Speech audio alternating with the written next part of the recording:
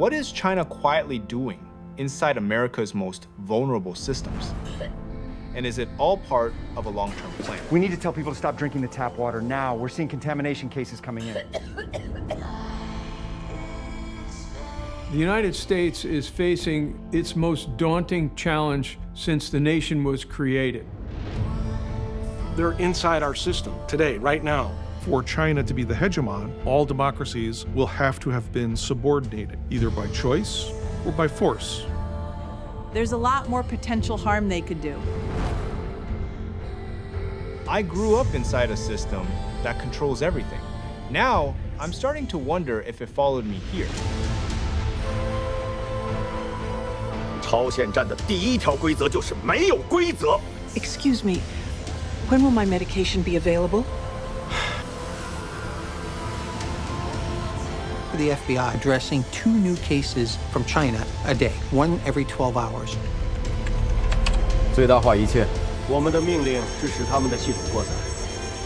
Switch to the backup system. It seems it doesn't work.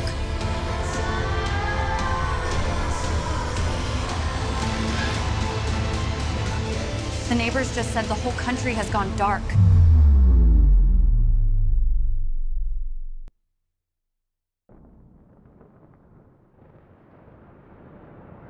What if this isn't just a nightmare scenario, but a calculated strategy already unfolding against us? I grew up in China, but where the Chinese Communist Party, the CCP, controls everything. What we say, what we read, what we fear. A place where the system can make people vanish overnight. A journalist, a teacher, a friend who says the wrong thing. I left that behind for a land that promised freedom. Or at least, I thought it did. I'm David Zhang. I spent years investigating the Chinese Communist Party, not from Beijing, but from here in America. My audience has grown to over 1.5 million people who want to understand how China's system of control works. I never imagined that their system could reach our American domains. Recently, a China expert reached out. He told me China's infiltration already touches every single American and that without action, they could overthrow us from within. It seemed unbelievable. I decided to check out what the regular American thinks.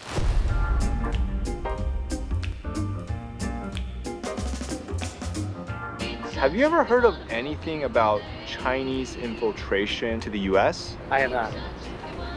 I don't feel like China has the power to be able to infiltrate that much. We're very open for people doing whatever they want to do. I don't personally feel concerned because I live in the state of Idaho.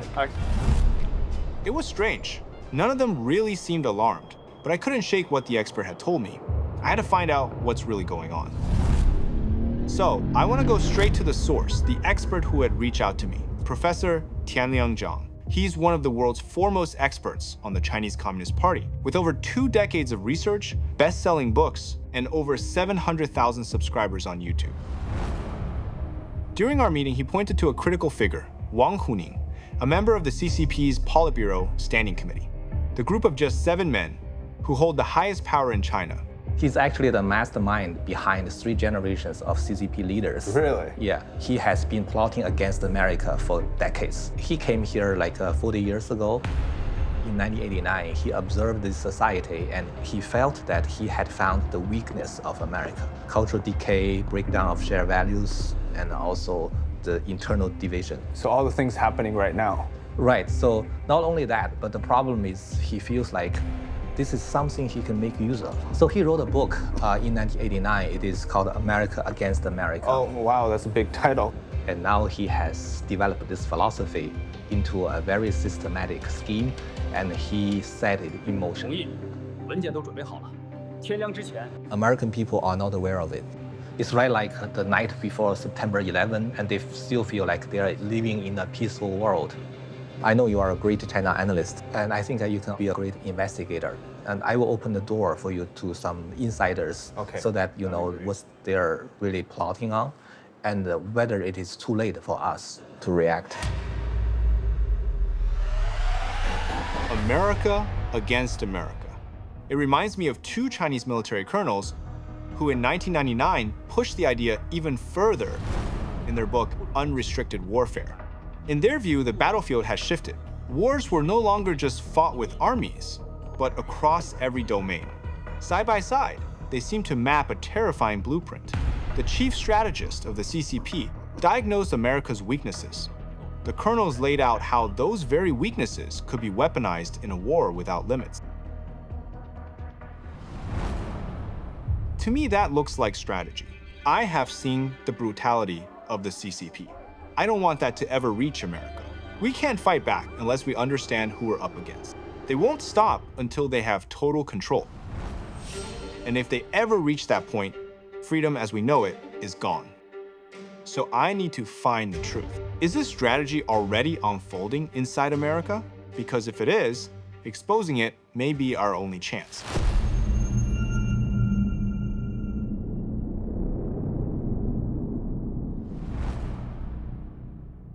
It didn't take long to find a very disturbing pattern.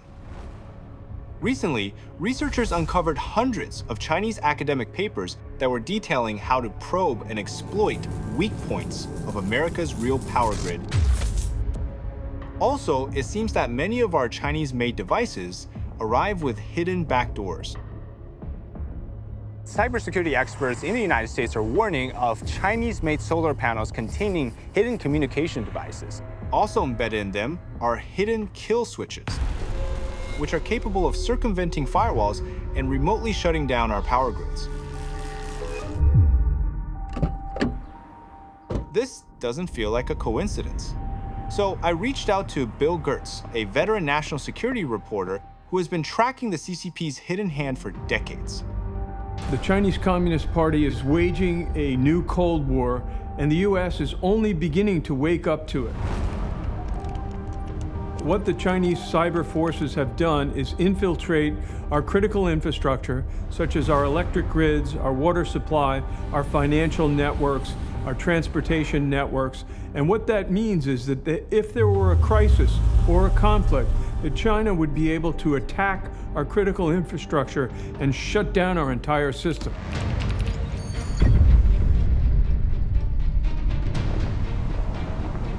If they can plant backdoors in our grid, the question is, where else have they built access?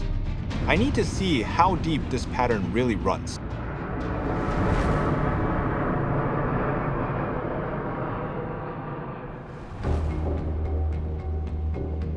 Much of our critical infrastructure depends on Chinese manufactured components. By outpricing American alternatives, China effectively made their products the default choice. But was this just economics at play? Or was it part of a calculated strategy? We're here at the port of Newark, which is actually the largest port on the east coast of the United States. And behind me, you see these towering port cranes. Most of these cranes are made by a Chinese company called ZPMC. And this company has extensive ties to the Chinese Communist Party and its military-industrial operations. Ports and the ability to move goods are a nation's lifeline. But if China controls key parts of that system, what does that really mean for America? Few understand this better than Captain James Fennell, a former US Navy intelligence officer who spent nearly 30 years tracking Beijing's rise at sea. Cranes do have the capability to be manipulated by the Chinese Communist Party back in the mainland through various techniques and methods. So it is a real threat, and it's something that can actually impact the lifeblood of America, which is the ability to move and have goods and services coming out.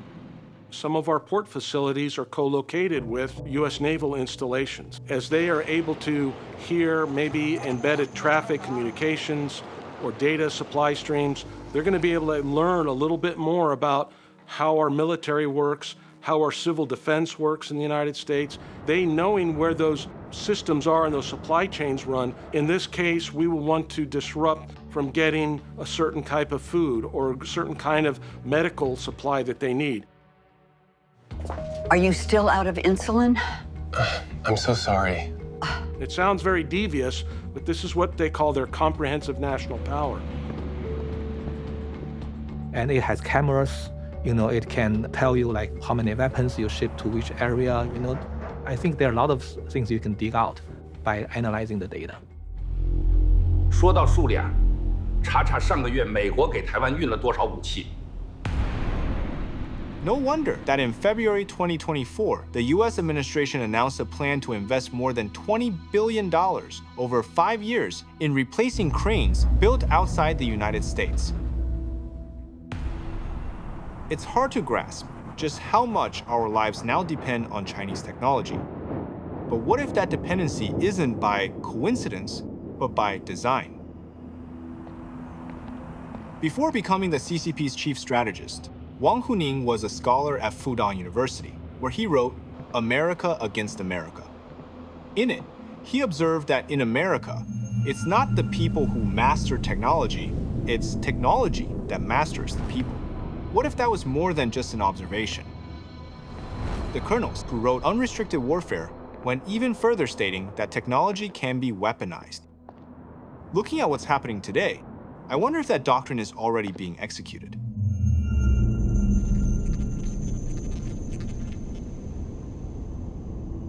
What began as ideology has become infrastructure.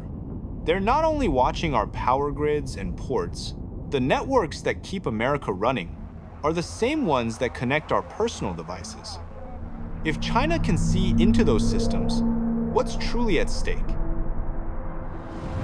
So I've come to America's capital, Washington, D.C., to understand what is it that the CCP is setting their sights on in America's highest offices. I turned to Professor Nicholas F. de Miades, with over 3 decades in US intelligence at the CIA and DIA.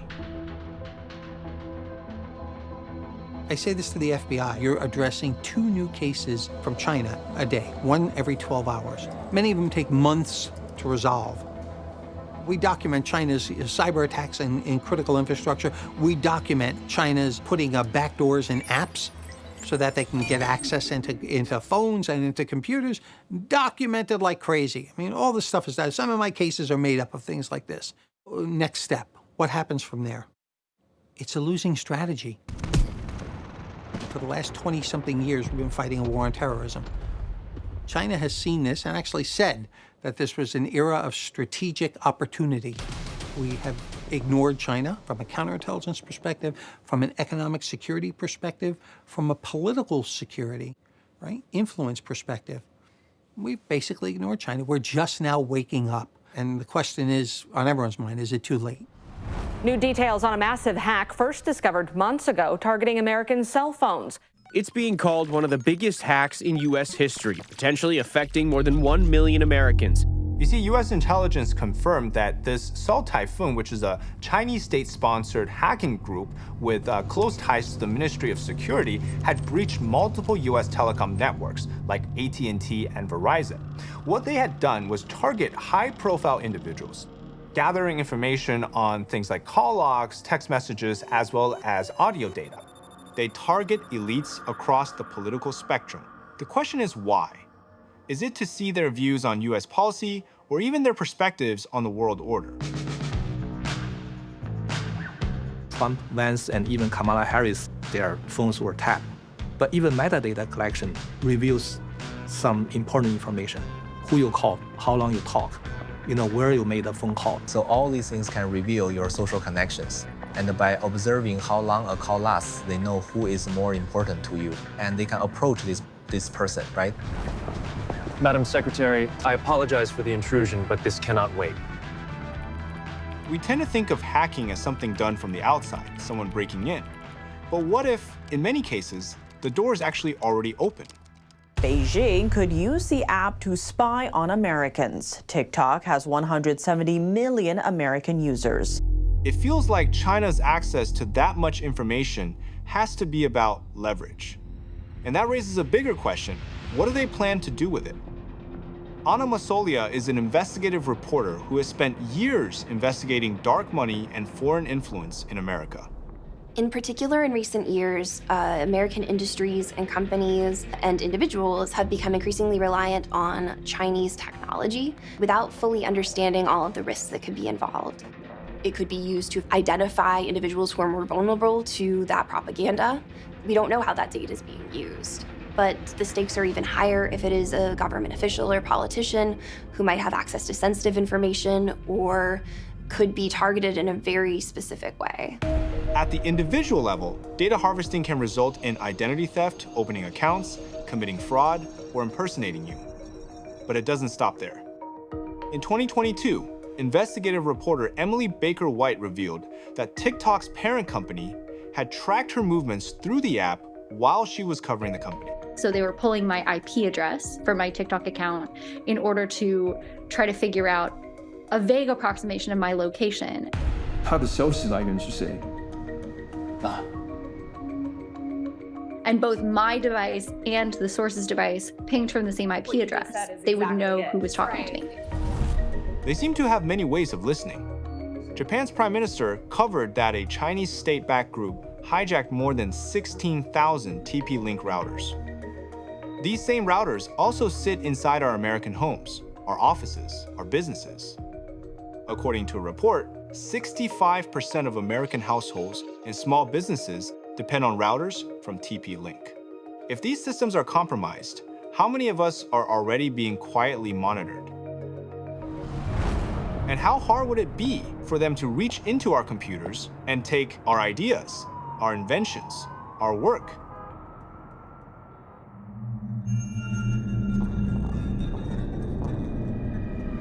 Just a few years after writing America Against America, Wang Huning caught the eye of then top leader Jiang Zemin and was pulled into Beijing's inner sanctum.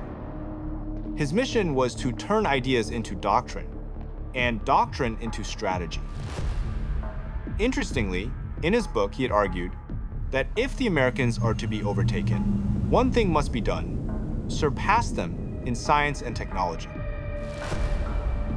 How far has that vision been carried out, and how deeply has it affected us?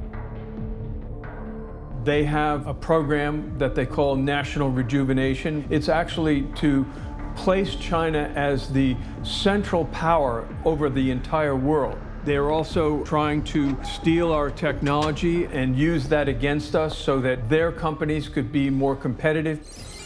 So they're working very diligently to focus on how to weaken the United States. After digging into the numbers, I found that $400 billion a year, that's what China's tech theft has been costing us. 2 million American jobs, gone. Lost patents, lost innovation. The pattern doesn't end with corporations. It also extends into universities and research labs across America. More than 277,000 Chinese nationals study here today. Behind some of those exchanges is the Thousand Talents Program, a Chinese government-run initiative aimed at recruiting top scientists. Could this be the next front in China's campaign for global dominance? Take the case of Ruopeng Liu. He studied at Duke, worked on Pentagon-funded stealth research, and later became a billionaire in China. Duke accused him of secretly photographing the invisibility cloak equipment and reproducing it back home. The FBI opened an investigation, and it's still unresolved. It turns even worse when Americans themselves are compromised. Federal officials say Charles Lieber signed a contract with Wuhan University of Technology. He was indicted on charges of making false statements to federal authorities. Going through files and documents, it became clear to me the Lieber case was just one chapter in a much larger story. For years, China appears to have leveraged academic partnerships, research grants, and honorary programs to quietly recruit foreign talent and gain access to advanced US research. Now, how does all this fit into the CCP's grand strategy? When Wang entered Beijing's inner circle, he redefined the role of academia. To him, whoever controls innovation controls the world. That thinking paved the way for state-backed programs to copy, acquire, or recruit foreign expertise. All part of one mission: to close the knowledge gap with the West by any means necessary.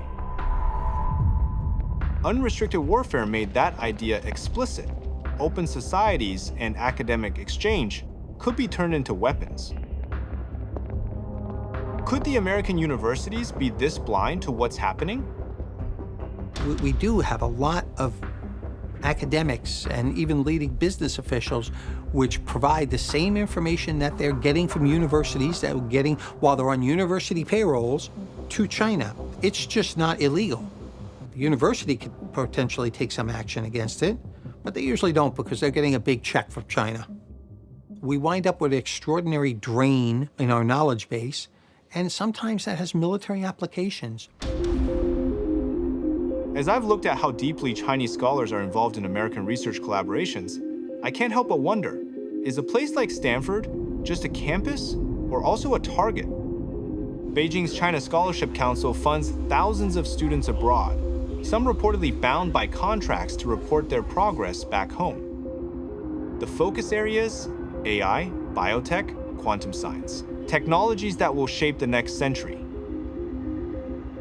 All right, we're here at Stanford University, and this is where a person posted by the name of Charles Chen approached many experts, females studying China. He was offering them free trips to China, asking them about details, which, by the way, they've never disclosed publicly before.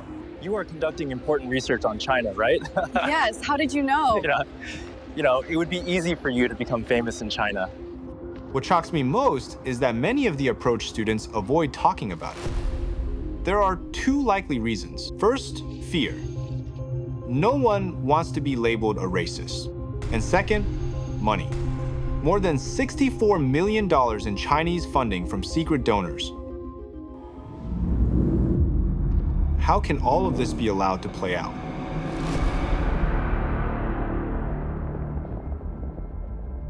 What you see is what we call a whole-of-society approach.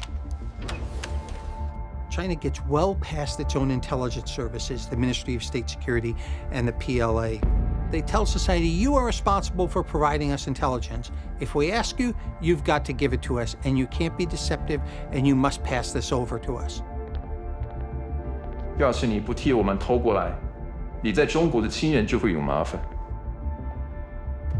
So, like it or not, wherever you are in China or worldwide, if you have a company, if you're in a state-owned enterprise, the Chinese government can call on you to give them information, and they do. They wind up turning their whole society into a collection mechanism. You're here later than the cleaning crew. Just running late-night tests. If the person gets caught, well, China doesn't care. You know, China's sitting behind a wall and just throwing out money. What Efthymiades describes is more than espionage. It's a system. If that's the mindset driving China's rise, how does this system actually work, and what happens when the technology they acquired from us is turned back against us? To help me understand that, I turn to Richard Fisher, a senior fellow who has spent decades studying China's military expansion and the ideology behind it. China has this military divisions of students that it has deployed that are controlled by embassies or consulates. 保持团结，祖国永远是你们最坚强的后盾。在这里，你们不仅是学生，你们是祖国的代表。 That can be ordered to commit espionage, to participate in political actions, or, if necessary, to conduct terrorist military actions.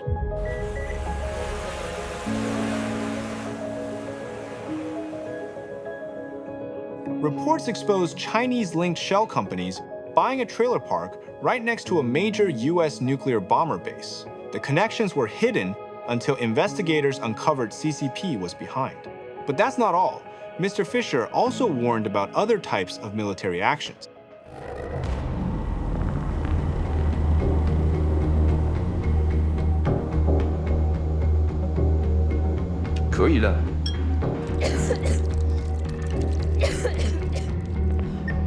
We need to tell people. Stop drinking the tap water immediately. You say thousands of people have become sick, but everything here says our water is fine. This sounds like a movie plot, but security experts warn it's all too possible. China is actively developing marine-based biotoxins and testing how AI can make them even harder to detect and easier to deploy. What's worse, even young and seemingly innocent students are used to carry out these types of plans.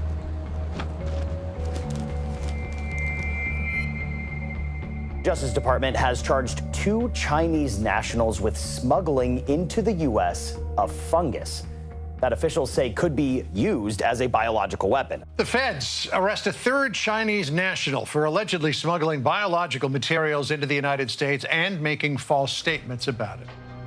DOJ reports now confirm it. The Chinese students pleaded guilty to smuggling a crop-killing fungus that could have devastated American agriculture if it hadn't been caught. I find it hard to wrap my head around. Students acting as extensions of a foreign government. Not every student is complicit, of course, that's clear. But how much influence does the party truly have? And how does the CCP execute these tasks from within the United States? Infiltration isn't improvised, it's orchestrated. So what's the playbook here? To get an insider's perspective on how this system truly operates and how it affects us, I sat down with Jennifer Zhang, a veteran journalist who once worked within one of China's top government think tanks. United Front was regarded as one of the 3 magic weapons that helped the CCP to gain their power.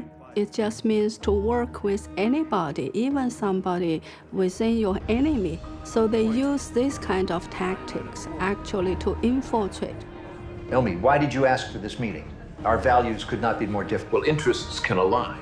In the end, we do share some common goals of power, don't we?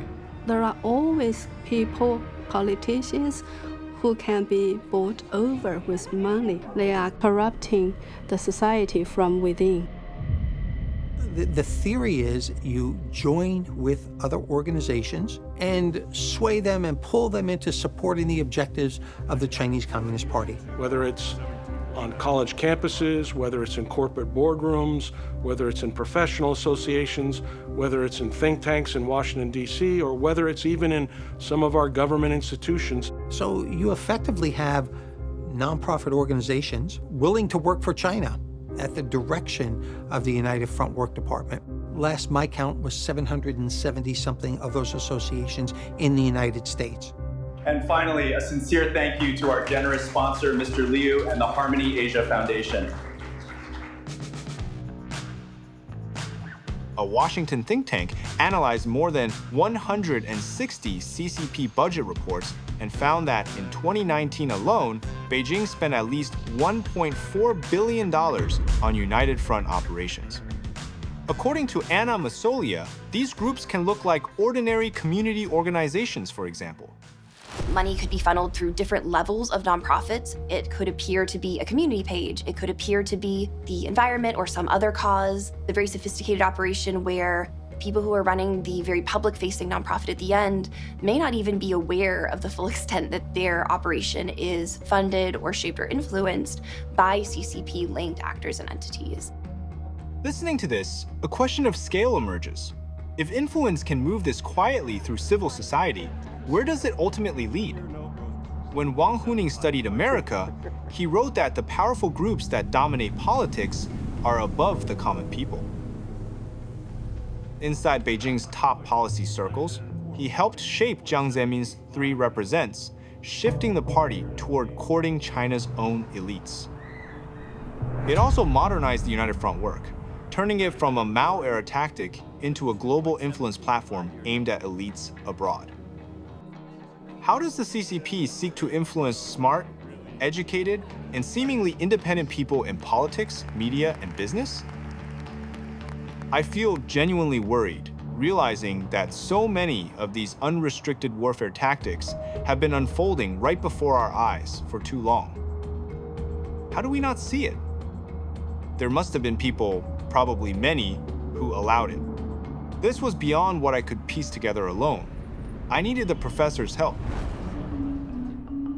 I think we need to talk to people with inside information. One is Professor Yuan Hongbin. He used to work in Peking University, a very famous law professor.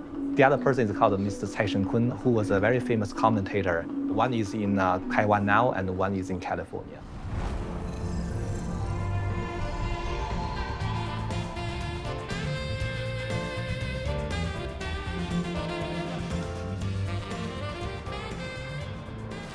All right, I'm here in Taipei, Silicon Valley. I'm about to go speak with Professor Yuan Hongbing. Before he was exiled from China, he was one of China's top legal scholars. And unfortunately, when he sided with students at Tiananmen Square in 1989, he left China. And before he didn't leave empty-handed. He actually maintained extensive connections there. Among them are high-level insiders within the CCP system. Since he used to go out drinking with Xi Jinping, I just had to ask him about that. In your view, from when you met him until now, has Xi Jinping's thinking ever changed? When I first met Xi Jinping back in the late 1980s, he was a local official in Xiamen. Every time he came to Beijing, he would find me, always bringing 2 bottles of Maotai. When he wasn't drinking, he seemed cautious, restrained, almost shy. But after a few glasses, his true nature came out, ambitious, assertive, even domineering. Deep down, his conviction mirrored what's written in the Communist Manifesto, the belief that the Communist Party must one day claim ownership over the entire world. While listening, something strikes me. Xi Jinping speaks of a shared future of humanity. It sounds idealistic, but I wonder how differently such a vision might look once it is put into practice. Could you summarize the CCP's overall strategy towards America? The goal is to replace the United States as the world's lawmaker and to rewrite the global order in its own image. The CCP targets officials, business leaders, actors, journalists, and influencers, anyone who can shape opinion, using weaknesses such as vanity, greed, sexual desire in order to manipulate them.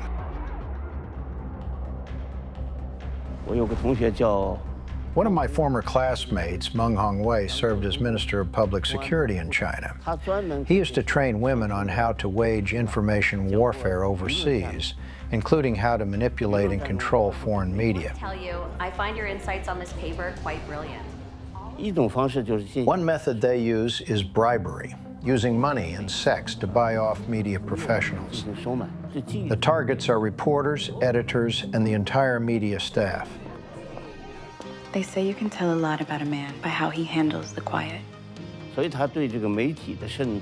penetration of the American media is naturally a top priority. Join us for the top stories and more. The top stories and more. Could you give us some examples on how the CCP uses media to control America?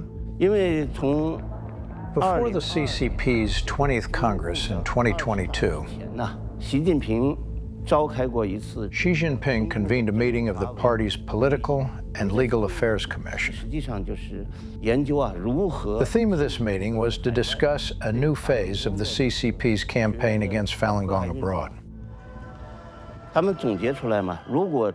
They concluded that direct propaganda against Falun Gong wasn't working. So Xi approved a new strategy, a comprehensive infiltration of American mainstream media. Why does the CCP single out and target Falun Gong in particular? In the struggle for freedom, rule of law, and human rights in the 21st century, one of the most touching chapters is the peaceful resistance of Falun Gong practitioners against the CCP's tyranny. To the CCP, this resistance is a deadly threat to its political rule. They fear the truth.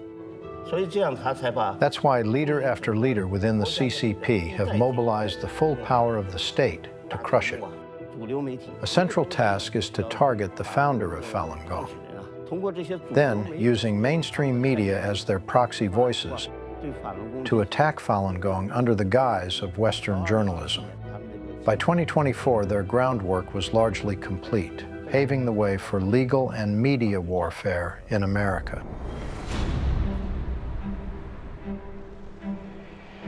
My talk with Yuan Hongbing was eye-opening. But what stayed with me was the unease. According to him, Xi Jinping is not moving toward reform, but back toward Maoist absolutism, with ambitions extending beyond China's borders. I feel that Taiwan shows what China could have become: free, open, full of light. But that light endures only because America still stands behind it. Back across the ocean, I can feel our own freedoms trembling. If that resolve falters, that light will fade everywhere. What does that mean for America's future? Returning to the US, I turn to Sarah Cook, a senior researcher who spent years tracking Chinese propaganda networks. I want to understand, how did the CCP learn to bend the world's information systems, including ours, to its will?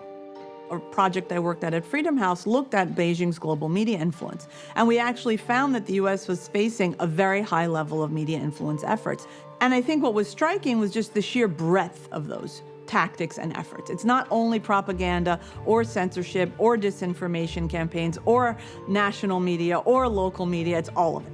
Sometimes it's very direct. Sometimes we know that there is a Chinese ambassador that picked up the phone or made a personal visit to an executive and asked them to suppress certain content or certain stories. But in other cases, you end up with media executives or editors who see the corporations, the media companies' own economic interests being potentially put at risk. And then they, of their own initiative, without even being contacted directly by China, put pressure on journalists not to publish certain information. In recent years, in particular, CCP operations have gone online. Influencers on online media and on what appear to be news media in many cases. It's very easy to create your own persona online. There is a variety of issues that tend to be more polarizing within the United States, and Chinese propaganda oftentimes will pick up on those and really amplify them. But it's only now been revealed that the vast disinformation campaign is tied to the Chinese government. It's the biggest disinformation campaign the world's ever seen. Though that's only the tip of the iceberg. There's so much more, in particular with TikTok. Influencers are posting positive messaging about China with no disclaimers at all. The Chinese Communist Party is deploying algorithmic manipulation to impact users' beliefs and behaviors on a massive scale. China has a very dynamic foreign influence operation targeting the US with such a wide range of different vehicles that are used in order to shape public opinion in the minds of Americans, where we are seeing spending on newspapers, on newspaper ads in American publications. The New York Times made more than $100,000 a month from this garbage. Those payments were not disclosed at the time. They were hidden from New York Times readers. Oftentimes, it's not that you're seeing content that's either incorrect or framed in a certain way. It's oftentimes whether or not they even cover a certain topic. And I think that that's a really important thing as well. A clear example of this kind of subtle censorship is the story of former New York Times journalist Didi Kirsten Tatlow.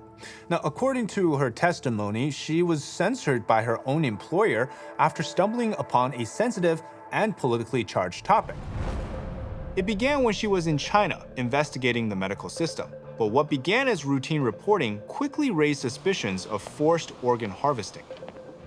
When she attempted to broaden her investigation, she was told that it was French. A state-sponsored defamation campaign was launched against her. She received warnings from China's foreign ministry, and even more troubling, her own newspaper heavily edited her article. She suspected that these stories had cost her any future promotions, so Didi left the New York Times in 2017. Okay, I need to piece this all together. When I step back and look at everything together, a structure starts to emerge. First, control the narrative, silence critics, then marching through the institutions, and finally, turn that access into leverage, weaken the system it's targeting, not through one attack, but through pressure, layer by layer. Back to Wang Huning, who argued that America's greatest vulnerability lies in free speech, openness, and mass media. His rise placed him at the core of the party's ideological machine. In 2022, he shared the National Conference of Propaganda Ministers, calling for stronger foreign propaganda and positive publicity. In Unrestricted Warfare, the colonels describe media as a battlefield. The goal is to destroy the enemy's will to resist. For me, their aim becomes clear. If they can control what Americans think about the CCP, they can also weaken our defenses. And that's why groups like Falun Gong, which expose the Chinese regime's worst abuses, pose such a direct threat to their carefully crafted image. Maybe that's why discrediting Falun Gong has been such a priority for Beijing, especially as their platforms, like the dance company Shen Yun, reach audiences worldwide. Still, I find it perplexing. How could a government feel so threatened by a dance performance? So in China's eyes, in the leadership's eyes, that's a threat. For doing, performances, that's negative against communist control. But we have seen a very, very aggressive campaign from China, including threatened bombings to close down facilities, for events, things like that. A threat today against the company forced an evacuation of the building. Attacks on tour buses, like slashing bus tires, and other forms of harassment by CCP actors on American soil. So they want to take Shenyun down because Shenyun presented something that challenged the legitimacy of CCP. Is this what Yuan Hongming warned about when he talked about the CCP embedding itself inside US media and using the US legal system against their enemies? The New York Times has for nearly 6 months been preparing a hit piece against Shenyun Performing Arts. I got a tip on my X account, and he told me, check out the father of the reporter who wrote these articles, because he is the overseas honorable director of a very important CCP United Front work organization. And I found tons of information about his deep relationship with the CCP. So I started digging into some of the New York Times articles, and after reading them, something stood out to me. Many of the interview subjects discrediting Falun Gong seems to have direct ties to the Chinese Communist Party. So take this case of a former dancer with Shen Yun. After leaving the troupe, she actually spoke highly of the company and stayed in touch with her teacher from the Shen Yun school. But then suddenly, she did a complete 180. Of course, I can't say why she did. All I know is this. Over time, she became increasingly connected to the Beijing Dance Academy, a school that appears tightly controlled by the CCP. Nearly half its budget comes from the party, and 10 of its 11 top leaders are CCP members linked to United Front networks. Maybe it's coincidence, but the New York Times chose sources closely tied to that very academy when attacking Shen Yun. And this academy also appears to be involved in other influence efforts. For nearly 20 years, Shen Yun Performing Arts collaborated with the SUNY Purchase Theater, but after Beijing Dance Academy established a partnership with the same venue, the theater abruptly ended Shen Yun's contract. And then this dancer, who is tied to the Beijing Dance Academy, started using a familiar CCP tactic. She suddenly began filing lawsuits against her former teacher, the school she once praised, even the founder of Falun Gong. And this tactic is exactly what Professor Yuan Hongming described to us. They are using the US legal system to use very expensive lawsuit or process to burden the dissidents that they don't like. The CCP and its affiliated entities are using American courts and courts in like-minded democracies to silence critics and fight its opponents. In 5 out of the 30 countries that we looked at, we did see examples of lawsuits, especially defamation suits being filed against people who are critical of the Chinese government, or especially in cases where there was some kind of expose related to a Chinese company that was tying it back to the CCP. In most of the cases, there wasn't real ground for it, and the cases ended up being thrown out or just basically being dropped in the end. But in the process, where this dragged on for several years, you have 2 dimensions that come. One is that it really increases the cost for who is ever being critical. 2, it can discredit them and raise questions about their own credibility of whether this reporting or this expose that they did was actually truthful. The Chinese Communist Party is clearly learning how to bend the US systems meant to protect free speech. When the rules of a democracy become the weapons of a dictatorship, the question isn't just who's targeted next. It's whether the system itself can hold. We had a case in New York not long ago, last year. They tried to bribe an IRS official. John Chen tried to get the IRS to do the CCP's bidding and repress a US nonprofit it wants to bring down. Actually, that IRS official turned out to be an FBI agent. And so they got caught and they got convicted. While reviewing the DOJ's case files, one photograph caught my attention. John Chen, an agent with multiple identities, seen shaking hands with Xi Jinping. His attempted IRS bribe had one purpose: to frame Shen Yun Performing Arts. So I think a lot of times people see, oh, the Chinese Communist Party is targeting the dissidents. Maybe that doesn't really have anything to do with the rest of us. But actually, when you look at the way the Chinese Communist Party operates, those are the first targets, and then the mechanisms, the apparatus, the tactics that they use and refine there, before you know it, start expanding to other targets, including ones that are maybe more mainstream to, say, American society or another democracy.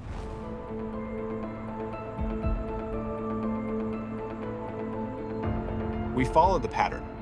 Dissidents crushed, media narratives twisted, institutions turned inwards. This feels like the ultimate realization of America against America.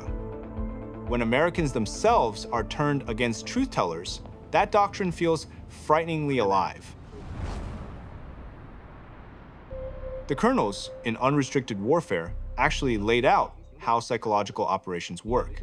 Their aim is not just to deceive the enemy, but to fracture it from within. This brings us to our next topic.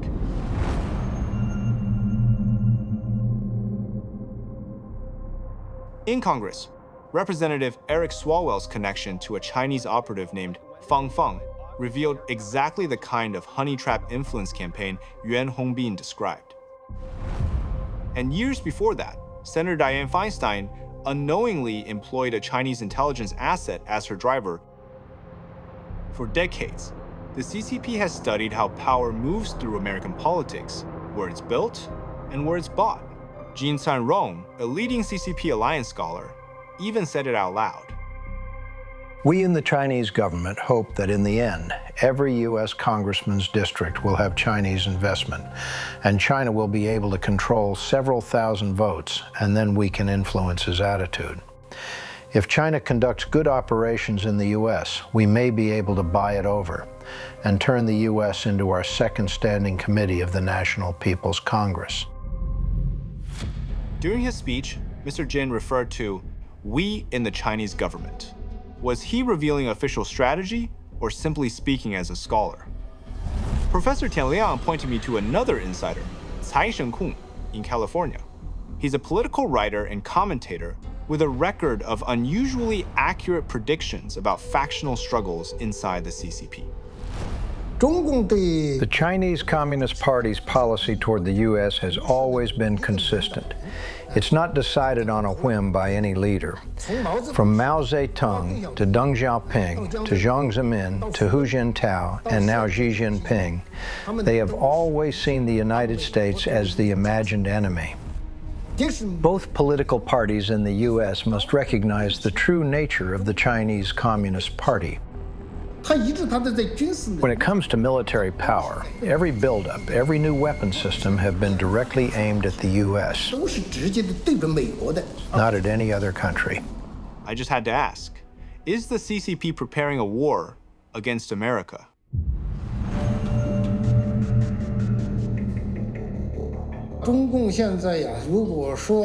The CCP isn't yet ready to launch a so-called hot war. But that doesn't mean there aren't proxy wars already happening. For example, Hamas' surprise attack on Israel. Behind it, you can hear echoes of the CCP. That's beyond doubt. The same with the war in Ukraine. Without China's support, it likely couldn't have lasted this long. Through these kinds of proxy conflicts, Beijing diverts America's attention, keeping the U.S. busy and too distracted and exhausted to confront the CCP directly. The picture became clearer during a meeting with EU officials when China's foreign ministry stated that it does not want to see Russia lose the war against Ukraine. That confession echoes a line straight out of Unrestricted Warfare. The colonels described it as killing with a borrowed knife, weakening an enemy through a third party. The Chinese Communist Party has basically already lined up with the enemies of Israel and is actually funding and supporting Iran, the main source of support for 3 proxy terrorist organizations that are at war with Israel. As we looked at the tactics of proxy wars abroad, I was reminded of another front, one right here beneath our feet. I'd heard about the controversies surrounding foreign farmland purchases before, but the deeper I dug, the more unmistakable it felt. This isn't random investment. This is strategy. As Unrestricted Warfare puts it, whoever controls the flow of resources controls the lifeline of nations. According to the USDA, China-linked companies now own almost 280,000 acres of U.S. farmland. The U.S. Air Force has already called it a significant threat to national security. This is Grand Forks Air Force Base in North Dakota, home of some of the nation's most sensitive technology. And this property sits just about 20 minutes down the road.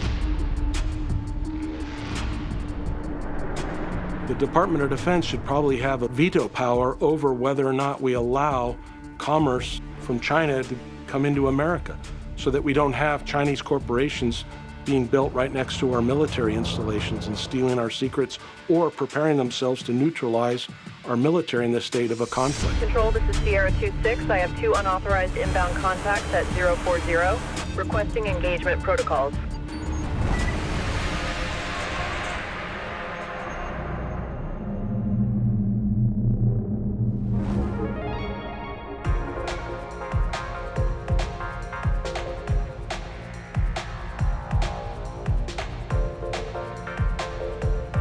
Unrestricted warfare sometimes looks like business as usual. Wang Huning warned that America's prosperity rests on consumerism, a system vulnerable if its manufacturing base is hollowed out and jobs vanish overseas.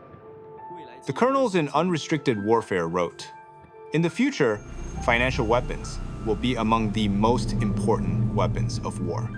In their vision, nothing is off limits. Entrapping countries in debt, trade wars, controlling key industries, currency manipulation, and even globalization itself. How much of the world around us has already been shaped by these tactics?" 87% of the counterfeit products that come into the United States come from China. And that is a $1.77 trillion a year business, more than twice, almost 3 times the global drug trade. That translates to American jobs, getting inferior products in, on airplanes, on cars. The World Health Organization says over 1 million people die annually from fake drugs. So can the Chinese government clamp down on these things? Absolutely. Do they choose to? Absolutely not. Because this is a means of unrestricted warfare. And that's what we face on a massive scale. The stakes for the U.S. are enormous. The Made in China 2025 plan is the first of 3 10-year programs that are intended to build China into the world's dominant industrial power and therefore the world's dominant power. So Xi Jinping was very explicit that China will take over all the manufacturing capabilities from the world in 2025. So now we can see that they almost achieved their goals. 40% of manufacturing capabilities are in China now, and they can only consume 15% of the products. It creates deficit, from other countries, and then basically destroyed their manufacturers.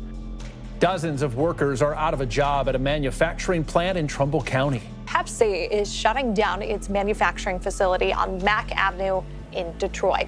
It's a strategy that spans industries, from basic manufacturing to the highest level of innovation. And nowhere is that more clear than in the story of Boeing and China's state-backed competitor, Comac. But if the C919 looks a lot like its Boeing and Airbus competitors, that's by design.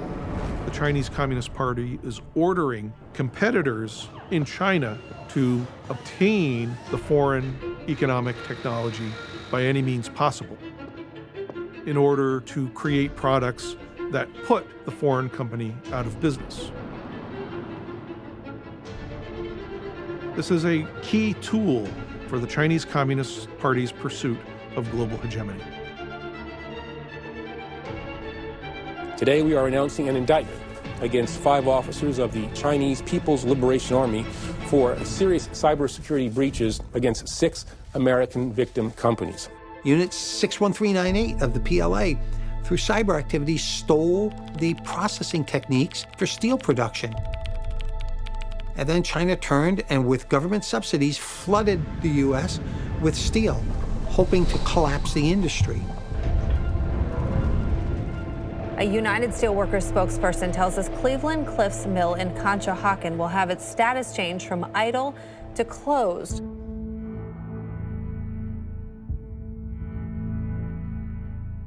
Jobs lost, industries hollowed out. That's just one of the many tactics used by the CCP to weaken America. We can now see the strategy stretching from Beijing's inner circle to state-backed corporations, all pushing America into dependence on the CCP. Over just 10 years, US reliance on Chinese electronics surged 600%. And today, nearly 40% of the chips inside American weapons come from China. And the more we argue about who's responsible for our economic problems, the easier it becomes for the CCP to operate in the shadows. Because of decades of CCP-driven policies, America's middle class has collapsed from 61% in 1971 to just 40% today. Economists estimate 4 to 5 million US jobs were lost in the process. When the middle class collapses, families fall into poverty, and a nation's stability starts to crack. Even worse, the CCP haven't just been taking our jobs, they've been taking American lives.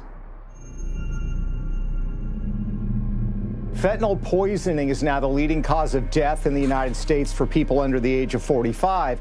Congressman Richie Torres saying up to 97% of the chemicals needed for fentanyl are coming directly from China.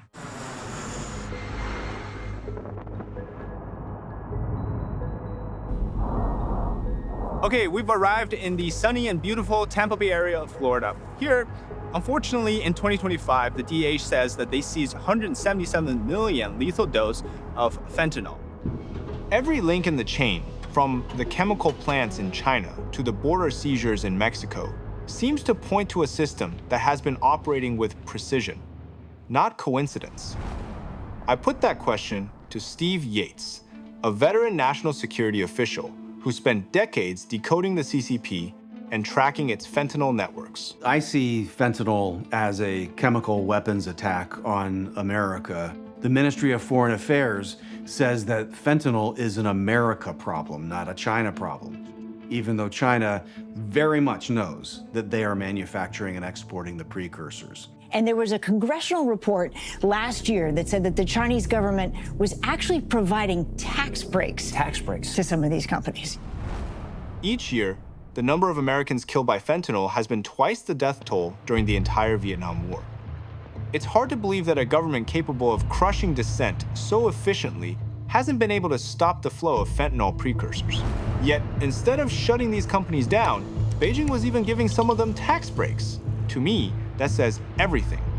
These Chinese chemical firms have been making the ingredients and then shipping them to Mexico. It was a drug deal. Here they are sipping coffee in the lobby of a fancy hotel in Fiji in 2023, hoping to secure a huge sale. According to US government assessments, Chinese brokers and chemists have helped cartels convert those chemicals into fentanyl pressed into pills designed to look legitimate. And here's what's striking. The DEA reports that precursors can cost less than a cent per deadly dose. But once turned into pills, they have been sold for enormous profits in the US. Cartels are like a sovereign entity unto themselves, where they make a lot of money that then needs to be laundered. And in recent years, PRC entities took over a lot of the money laundering for the cartels. Previously, Beijing insisted that America's fentanyl crisis was purely America's problem. But it should be noted that China has now officially agreed to list key precursors and commit to a plan to stop their flow. It does make you wonder what changed and why these measures are suddenly possible now. This isn't the first time.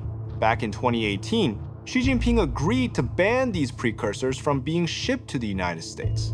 And they did, but the chemicals simply started flowing to Mexico instead, and then into the US from there. So history reminds us that trust must be verified. In October of 2023, I got a call from the emergency room asking me to help identify my daughter. I was told that it was an overdose, and I was told quickly that it was fentanyl related. It was the fentanyl that cut off, that seized her lungs, cut off oxygen, and that was what dealt the fatal blow to her brain. I had been advocating for tougher measures against China on fentanyl for years, and it's their actions that directly contribute to the death of my daughter. That is a very, very bitter pill for me to swallow.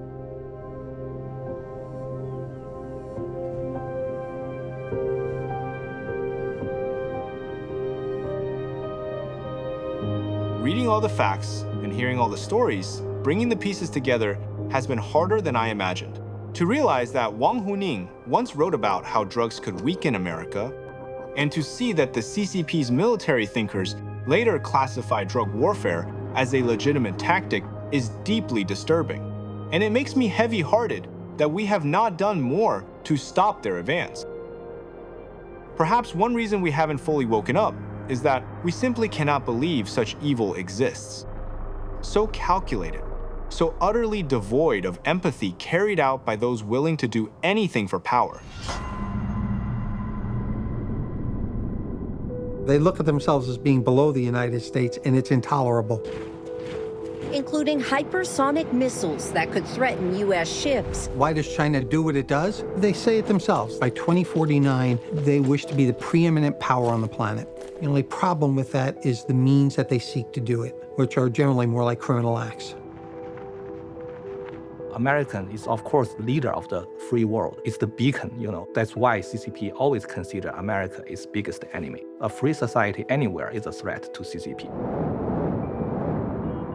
This threat will not be diminished with traditional deterrence. It's a much deeper threat, and it has to be waged on the ideological level.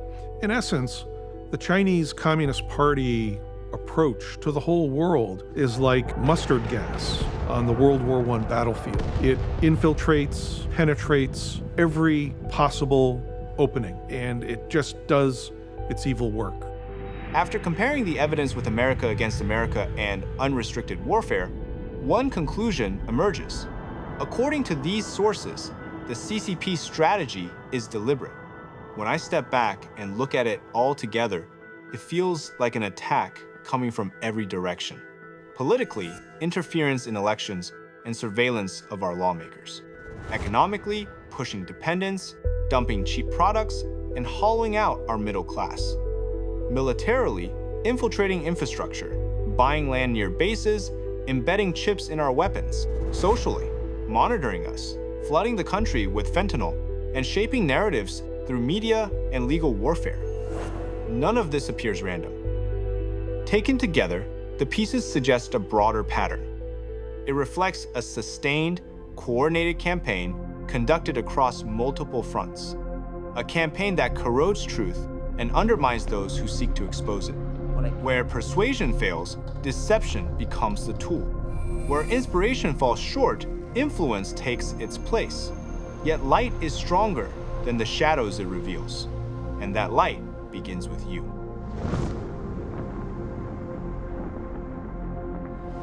If I was going to give a message to the American public, it would be that this is not going away, and defense doesn't work. There's no incentive in place for China to stop any of this behavior. A strategy can't be just the FBI or the Defense Department, it's got to be everybody.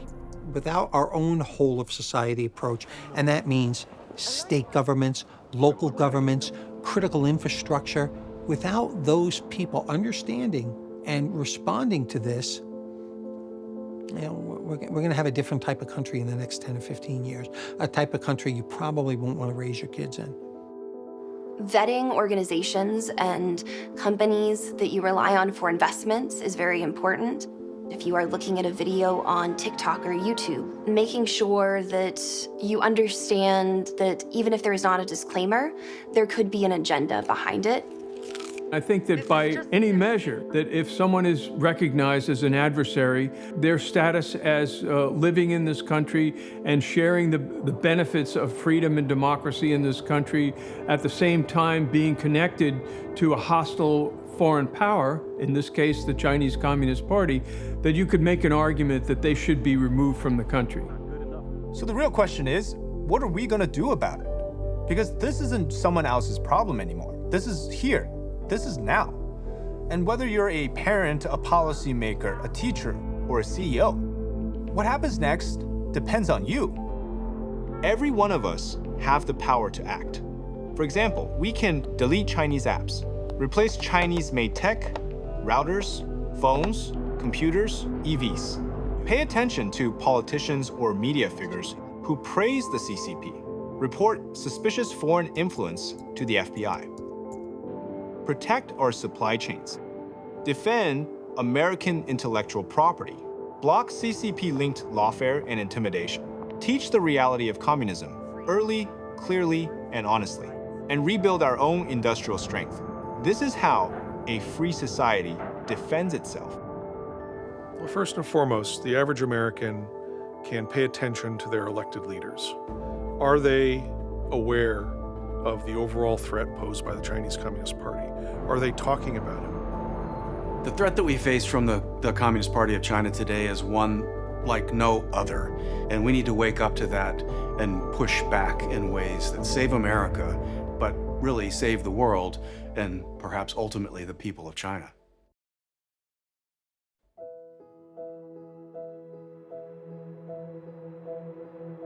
The threat we face is like no other.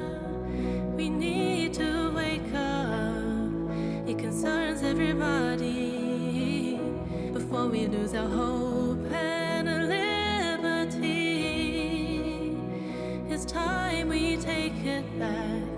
It's up to you and me. Turning the tide, a beacon of light, save America. We cross the night as our missions align. Save America. When you feel the truth in your fight with lies, they wrap the world in friendly ties, but every gift demands a price. What we do next decides if our freedom survives. Is our nation asleep with an enemy inside? Turning the tide, a beacon of light, save America. We cross the night as our missions align. Save America.